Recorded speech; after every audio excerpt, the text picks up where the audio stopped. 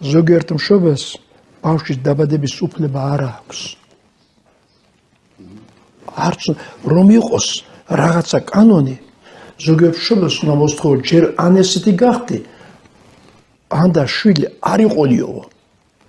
მაგრამ ასეთი კანონის მიღება შეუძლებელია. ხო, ლოთი რომ არის კაცი, გავარდილი რომ არის, ნარკომანი რომ არის. დედა რომ ოჯახში არ აჩერდება. და მათ ოჯახში ბავშვი მოვიდა. შემთხვევით მოვიდა ბავშვი თუ რაღაცა როგორ დაებადა არ იციან, ხო?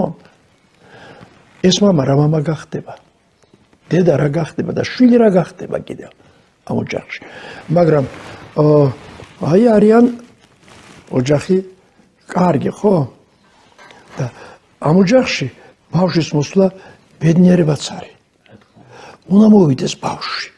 ეხლა რამდენი ბავშვი მოვიდეს? ხო?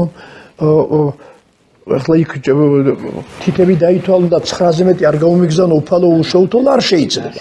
ხო, 9 ძმა ხერხეულზე იყო და ისტორიაში დარჩა.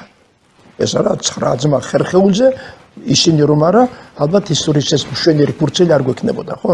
შეიძლება 9 ხავდეს, შეიძლება მეტიც ხავდეს, ოჯახს გააჩნია. მათ კულტურას გააჩნია. მოუწოდოთ ჩვენი ქართველ მამებს და იმათ კიდევ ვინც მამები უნდა გახდნენ, რომ შვილის აზრდით გაიგონ ქვეყნის ბედზე ზრუნავენ.